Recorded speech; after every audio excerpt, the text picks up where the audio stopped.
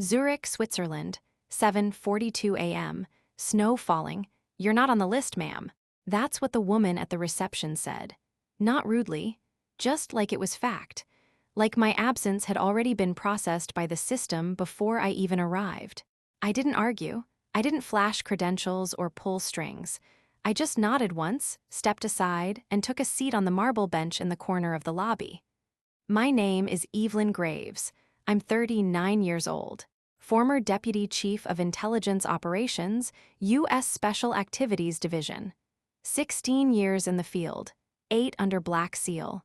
3 missions classified above presidential clearance, but none of that mattered now. Not here. Not when your name's missing from the list. The hotel was full of them. Men in suits with lanyards. Women with tactical heels and clipped voices. Names that once echoed in briefings now murmured over espresso. This was the annual Global Security Summit, and today was the award ceremony. For those who changed the course of silent history. That's what the banner said, but apparently not for me. I had received the invite, sort of. A half sentence in a forwarded email from General Kessler's aide. No official clearance. No name on the attendee list, just the words, "If she shows up, seat her where they can see her." Turns out no one had. I glanced down at my gloves. Black leather, faded at the fingers. The same ones I wore in Tbilisi when we intercepted the envoy. The same ones Amelia once held on a balcony in Istanbul, her thumb brushing a tear I pretended was snow. I hadn't seen her in 2 years, didn't know if she'd be here, didn't ask, but the truth, I brought her letter. The handwritten one. Folded 6 times, frayed at the corners, still tucked in the inside lining of my coat. She had signed it. Write back or don't, but don't disappear. I disappeared anyway. A hotel staffer passed by and hesitated. "Do you need a taxi, ma'am?" I looked up. "No, I'm waiting for a moment, not a ride." He nodded, unsure how to respond, and kept walking. Behind the glass doors, the ballroom was being prepped. Spotlights glowed against navy drapes. Rows of chairs gleamed with brass nameplates. They always save the front row for noise. But sometimes, the loudest names are the ones never spoken aloud. And the thing about not being on the list, it doesn't mean you weren't in the room where it happened. Sometimes, it just means they're not ready to remember. So I sat, hands in my lap, eyes on the doors, and waited. My name used to be on every briefing. Crossed lines, intercepted chatter, rotating aliases, they all knew one thing: if Graves was on it, it got done. But then came Opal Echo. A high-level breach. Sensitive intel leaked from within our own division. It took months to trace. By the time we caught the source, one of our own, the damage was irreversible. And somehow, I became the cleanup, not the hero, not the whistleblower, just the name that made too many people uncomfortable in too many classified rooms. No charges, no hearings, just a quiet email, reassignment not required, assets archived. I wasn't fired. I was folded inward, like a file you mark, obsolete but never destroy. Suddenly, my ID stopped opening doors. My email access timed out. The calls stopped coming. At first, I thought it was an error. Then I realized no one was coming to fix it. And honestly, I wasn't even surprised, because people like me don't leave footprints. We're trained to blend in, vanish, detach. They don't erase you with fury.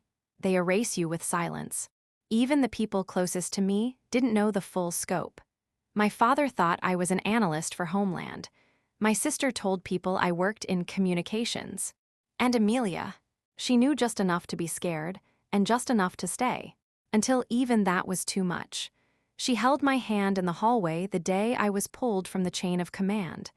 Her nails dug into my palm like she could anchor me to this reality. "Tell me this isn't what it looks like," she whispered. But I couldn't, because it was. They weren't just closing the files. They were closing me. A week later, I left DC no goodbye party. No final debrief. Just 2 suitcases, a shredded passport, and a room key to a safe house in Lisbon I wasn't supposed to use again. They never said I was dangerous. They just stopped saying anything at all. Her name was Amelia Torres, cipher analyst. Fluent in Farsi, Spanish, and code no human should have been able to read at that speed. She could break a signal chain in 30 seconds or break your silence in 10. That's how she got me, not with questions, but with stillness. We met in a war room in Brussels. 5 laptops, 2 coffee pots, and 1 chair that squeaked every time she shifted. I was leading the op. She was supposed to be temporary support. But somewhere between the 4th intercept and the 5th hour, she looked up and said, "Do you always carry grief like a spare weapon?" I didn't answer, but I think I exhaled for the first time that day. Amelia didn't need details. She didn't ask about deployments, dead assets, or why my eyes flinched at sirens. She just made tea, too strong, always, and left the light on. For a while, we were just that. 2 people who understood what it meant to know too much and say too little. But silence has weight, and even love can't carry it forever. There was a balcony in Istanbul. A rare night off. The mission had gone sideways, then straight again, and we were still alive. We sat under the soft buzz of a broken lamp, legs touching, not moving. She handed me a folded page. A letter. Handwritten, ink slightly smudged near the bottom. "It's not poetry," she said. "It's just the words I don't know how to say out loud." I never read it that night. Didn't need to. Just knowing it existed felt like enough. I tucked it into the lining of my field coat, the one I was wearing now in Zurich. It's been there ever since. Folded 6 times, soft at the corners, like it aged with me. The last thing she ever wrote on it was, "Write back or don't. But don't disappear." But I did. When the system erased me, I let it. I didn't call. Didn't explain. Didn't try to drag her down with a ghost. I heard from a friend that she left field work a few months later. Started teaching in Spain. Wrote a book. Surviving Silence. I never read that either. Just stared at the title for hours one night. Because I knew who the silence was about. And who didn't survive it. The ballroom lights flickered to life at exactly 08:00. Zurich punctuality. From where I sat, behind the glass divider in the lobby cafe, I could see the entire room, like a movie playing on mute. Rows of navy velvet chairs, names on brass tags, security agents stationed like statues. The banner above the podium read, "In honor of silent guardians, for those who kept the world turning." Irony has never been subtle. They began with the usual names. The loud ones, the decorated ones, the ones who briefed but never bled. A man I once trained now stood proudly shaking hands with the committee. He wore the medal I once had to smuggle across a border under a forged ID and fever. A woman ID once extracted from a hostage op now gave a keynote about strategic leadership under duress. Her PowerPoint template had stars, and still no Evelyn Graves. No mention, no side note, not even a footnote. It wasn't that I needed credit. If I did, I wouldn't have lasted in intelligence. But there's a strange ache when you realize. They didn't just bury your work, they buried your name along with it. The host listed operations by code name, Silver Tail, Iron Atlas, Radiant Chain, each one. I knew intimately. Not from reports, but from flash burns. Scorched fingers, the smell of old blood on Kevlar. They called one op Operation Sable Wind, and I almost laughed. That wasn't a code name. That was a joke between me and Amelia during a storm on the Black Sea. She had shivered through wind and static and whispered, "If we ever make it back, I'm naming this chaos." Now it was a bullet point on someone's resume. The screen behind the stage flashed a slideshow, smiling faces, uniforms, commendations. A woman in the audience cried quietly. A man touched the metal on his lapel like it weighed more than his jacket, but for me, there were no tears. Only stillness. Only the sound of a spoon clinking against porcelain as I stirred a cappuccino I didn't order. Somewhere in that room, I knew she was there. Amelia. I hadn't seen her yet, but I felt it. The kind of knowing you don't unlearn. She would be seated, upright. Calm, she would clap in the right places, nod at the right phrases. But she would also scan the back rows, not looking for applause, looking for ghosts, and this morning, I was one, the applause was winding down. Another name had just been pinned with the Medal of Global Service. He smiled for the camera, stepped off stage, a soft shuffle as the host adjusted her mic.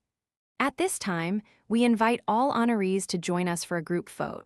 Then, she hesitated, flicked her eyes to someone off stage. A pause, one that didn't belong, not in a room this choreographed. Then she spoke again, voice steadier. Before we conclude the ceremony, we've been asked to present one final commendation. The room stilled, not tense, but curious, like a movie where the scene hadn't been in the trailer. A door opened near the side of the stage. From the corner cafe, I turned my head. Slowly, General Kessler walked in. Silver hair, medals polished. But not smiling, he didn't take the stage. He stood beside it, held a small black box in both hands, spoke without a mic. There are names that never made the briefings. People whose missions had no press releases, but whose absence would have changed the course of history. No one breathed. For 15 years, one operative neutralized cross-border threats before they lit up the map. She dismantled cells, rerouted funding, and extracted lives from situations that had no safe exit. She was never photographed, never quoted, often doubted. He opened the box. Inside was a dark silver medallion, no ribbon. Just a star, engraved with 7 silent points. The Directorate Award for Silent Operations. He looked up, right at the cafe. Is hereby presented to Evelyn Graves. The cafe waiter turned. So did a woman by the elevator. Even the concierge stopped typing. But I didn't move, not immediately. I set down my coffee, stood slowly, straightened my coat. Then I walked across the lobby, past the glass doors, into the silence. No announcement, no name tag. Just the sound of my boots on marble and chairs scraping as people rose. The man I trained blinked, unsure whether to salute. The woman with the slideshow lowered her program. I passed them all. Eyes steady. Amelia was there, 2 rows back. Fingertips resting on her lap, back straight. Eyes locked on mine. She didn't smile, but she didn't look away, and that was enough. General Kessler extended the box. No speech, just a nod. That's how respect works at this level. I took it with one hand, held it. Not like a trophy, but like a receipt. Proof that I had been here, that someone remembered, even if too late, even if only once. I didn't take the stage like a hero. There was no fanfare, no trumpet, no musical cue. Just my boots meeting polished floor, one quiet step at a time. I approached the podium. The microphone was too low. I didn't adjust it. Instead, I looked up. Paused. Not to gather my thoughts, but to let the room catch up. Most of them hadn't heard my voice in years. Some had never heard it at all. That's the thing about intelligence work. You can serve beside people who don't know your name until the day you die. I was told, I began, that my work didn't count. That it wasn't real soldiering. That sitting behind encrypted servers and rerouting terror didn't earn medals. It earned desk chairs. I didn't smile, neither did the room. They said the real war happened on the ground. Funny, because I still smell the ground I had to crawl through with 2 fractured ribs and a stolen SIM card taped to my spine. A ripple in the back rows, someone shifted, someone lowered their eyes. My job wasn't to make noise, it was to prevent headlines, to intercept the plane before the funeral, to erase the route before the convoy left the base, to decode the message before it became a detonation. I glanced left. A man in a navy suit had stopped writing. A woman clutched her program until it crumpled. I never asked for gratitude, but I won't let history be misfiled. I let that one sit, 3 seconds, then. I buried teammates with no flags. I missed weddings. I missed her. My eyes found Amelia. She didn't flinch. I've spent years being dependable, quiet, replaceable. That's what they call you when they can't name what you've done. I lifted the box in one hand. This isn't validation. This is a correction. I stepped back, did not bow, did not wait for applause, because there wasn't any. Just breath held too long, just chairs that didn't dare creak. Just a room full of people realizing they hadn't seen the most dangerous person here until she stood at the mic. And then, softly, one chair slid back, then another. They weren't leaving. They were standing not for protocol, but for truth. I stepped out before the clapping turned into questions, before anyone could turn the moment into small talk. before they could try to catch up to the version of me they never believed existed. The air outside was sharper now, colder. Zurich snow has a way of falling without sound, just like the best operations, just like the worst heartbreaks. I stood under the stone archway near the hotel's north entrance. No one followed. No camera crew, no commanders, just frost forming on the collar of my coat, and the sound of boots, softer than mine, approaching behind me. "You left the ribbon inside," she said. "I didn't turn right away. I didn't have to. I left it on purpose." Amelia came to stand beside me, not in front, like we'd done in safe houses before the storm. Eyes forward, breath synced, she was wearing navy. No badge, no uniform, but still carrying more truth than any of them inside. "I didn't know they'd call you," she said. "Neither did I." Pause, but I hoped. That one landed somewhere between my shoulder and my throat. "You didn't disappear," she whispered. "You just went so deep no one could reach." I swallowed, not to hold back tears, just memory. "You told me not to vanish." But disappearing was the only way I knew how to stay alive. She nodded, not in agreement. In understanding. "I kept the letter," I said. "Never opened it, still knew every word. I read your book title, that was enough." She smiled then, not wide, just real. "The last chapter's unfinished." I glanced at her finally. The same eyes that once looked through ciphers and lies and saw me anyway. "If I wrote the last page," she asked, "would you read it this time?" I didn't answer right away. Didn't need to, because I was still there, still standing beside her, still listening, and for us, that was more than words. A week later I was home. Lisbon, the kind of city where old secrets walk beside salt air and nobody asks who you used to be. The safe house hadn't changed. Still 3 steps too narrow. Still smelled faintly of dried tobacco and sun-warmed concrete. Still mine. I unpacked slowly. No rush now. The medallion stayed inside its box, tucked into a drawer I don't open unless I'm looking for matches. But the letter, the one Amelia gave me years ago. I placed that on the desk, unfolded it, let it breathe, not to read it. I already knew the words. But this time they deserved daylight. Across from it I placed a new sheet of paper. Blank, not to answer, just to say I'm not hiding anymore. I sat down, opened my laptop, typed 4 words on a new document, not forgotten. By choice. That would be the title. Not a report, not a memoir, not a confession, just the truth recorded quietly. For the girl I used to be, the one who thought silence was the only way to survive. Because here's what no one teaches you about erasure. You can be removed from the system, but the system doesn't get to write your ending.